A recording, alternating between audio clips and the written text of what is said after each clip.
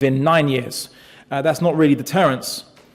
Criminals, and if you look at how the criminals are treated as well, they are locked up in essence, glorified human zoos, where the only thing they kind of learn in these prisons generally is how to commit better crimes, sharing best practice, as they say, sharing good practice with their fellow criminals.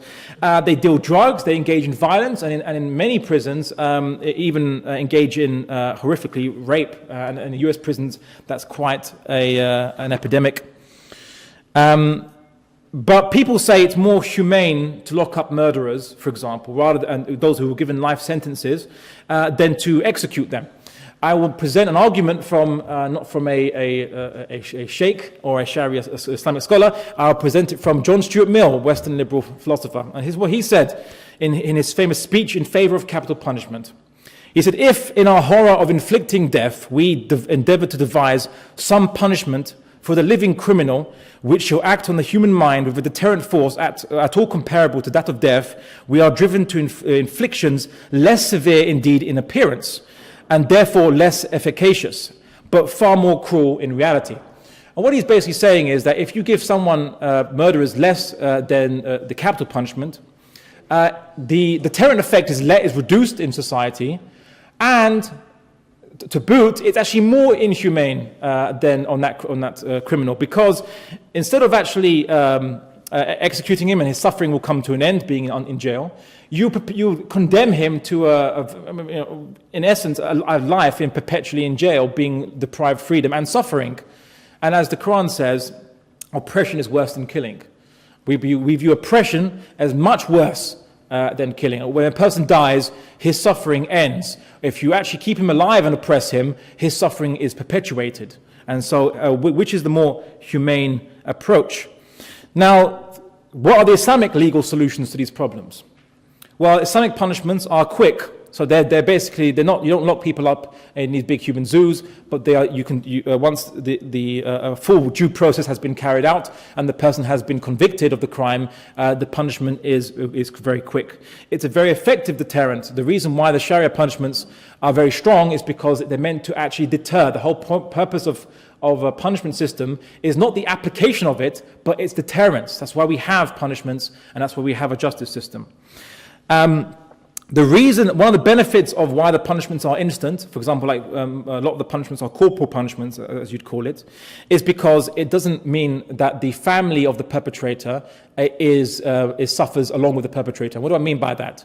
If you lock up the husband or the wife or the mother or the father of the people of a family, and you lock them up and you deprive them of that person for a few years, these people suffer. They miss their loved one. They want to have that person back, and you're making them suffer. You're punishing them for the crime of that individual.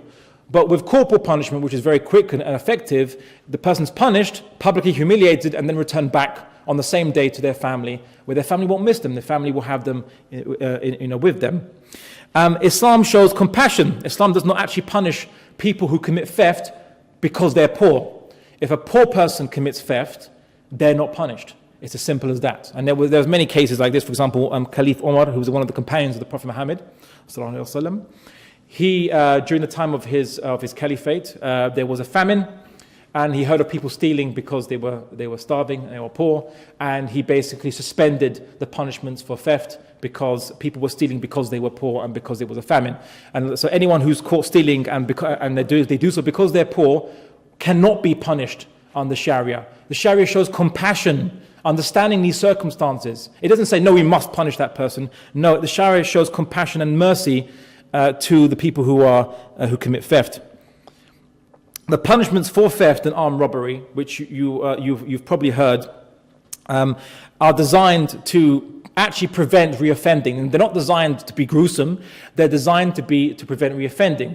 If a person commits theft, and this is about 7 criteria you have to fulfill before you get punished. It's not just you're poor, to make sure that you're not poor. They have to make sure that you stole from a secure location, that you went out of your way to do it, that it was for luxury, the person's not a member of your family, because family disputes are within the family, and so on. And you don't do the same punishment for people who still within a family. So it has to be a person of not a family, and there's about seven criteria, all have to be fulfilled before you can punish that person. So very few people can be punished under that criterion. And the punishment, which is the amputation of the hand, which when we first hear it sounds very, very gruesome, but it's not actually meant to be gruesome, because what do you steal with? What do you commit highway robbery with? You commit it with your hands.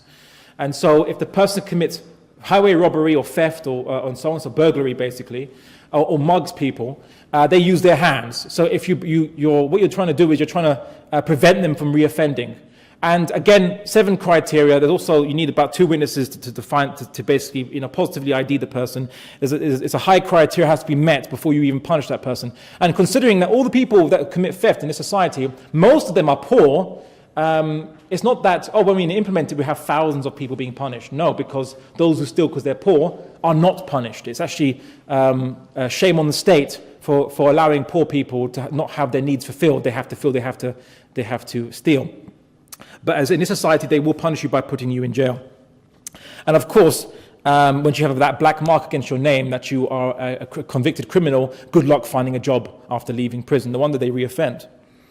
The Sharia is not totalitarian. It does not. The Sharia, as a political system, does not care what you do inside your own homes. As the Quran says, "O believers, do not enter other people's houses than your own, unless you have the approval of the inhabitants and you have wished them peace. This is the best way for you. It is expected that you will observe it." So again, there's also an account where Caliph Umar, who was again the companion of the Prophet Muhammad ﷺ, and who was implementing Shariah law under his caliphate, he basically was walking past the house and he heard music coming from the house. So he just basically peered over the wall and saw this old man drinking alcohol and entertaining a woman of ill repute.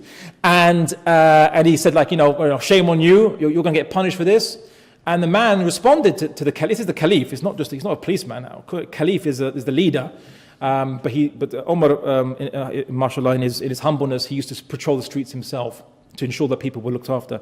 Anyway, what did the old man respond to Umar? He said, "No, shame on you for spying on me in my own house."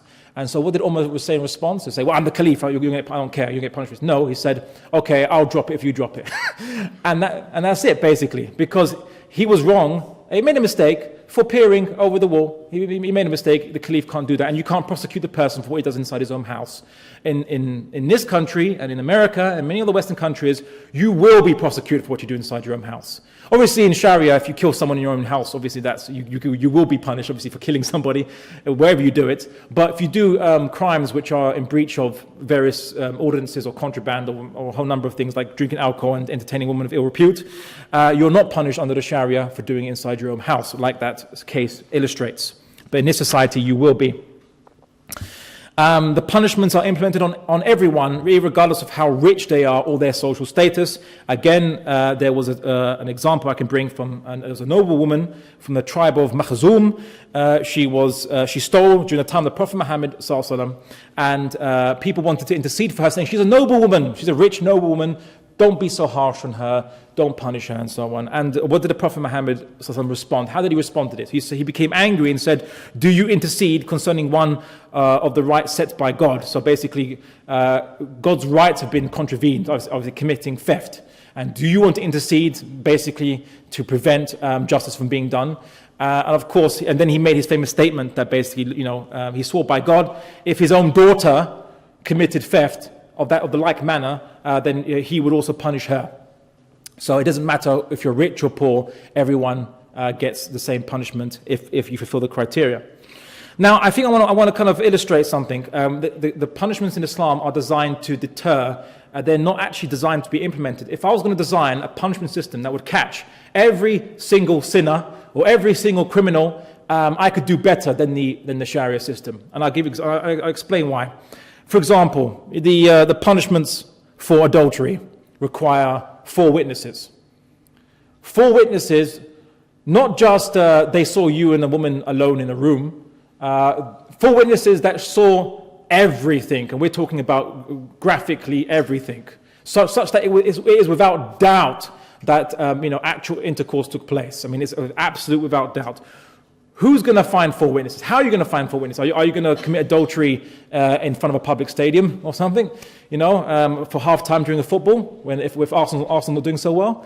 I mean, as a distraction? No, you're not going to do that, are you? Right? Obviously, so very few people could ever be caught. In fact, during the Prophet's time, the only people who were kind of punished for adultery are those who actually confessed, who came up to the Prophet Muhammad to confess and wanted the punishment. And even when they tried to confess, the Prophet Muhammad didn't want to know, didn't want to hear it. The Prophet Muhammad kept turning his head.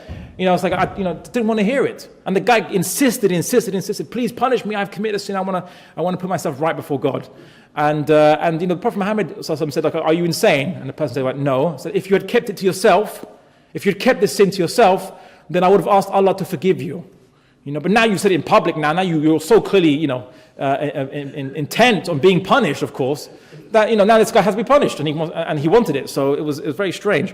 But they're not designed to be implemented. They're designed just to deter. That's the function of law. So Sharia sets absurdly high standards of evidence for prosecution of capital offences. The Sharia encourages people to hide the crime. So, for example, there was a man called Hazal who encouraged his friend called Ma'iz to confess to adultery. So this man encouraged his friend to go to the Prophet Muhammad and say, you know what, confess to adultery, and receive the punishment and be forgiven by God. And when the Prophet Muhammad heard this, he said to Hazal, woe to you if you had only kind of covered him with your coat. It's an Arabic expression. If you had only covered it up, it would have been better for you. So he said to this guy who encouraged his friend to confess that he had committed adultery, he said, like, woe to you, because, woe to you for telling your friend to confess. It would have been better if you just hid it. So the Prophet Muhammad doesn't want to know if you actually commit the sin. He actually encourages people to keep it to themselves. And when it comes to even the punishments for murder, if you basically commit murder against someone of another family, there is 2 options. They can either the family can either decide that you should be punished with capital punishment in return, reciprocation,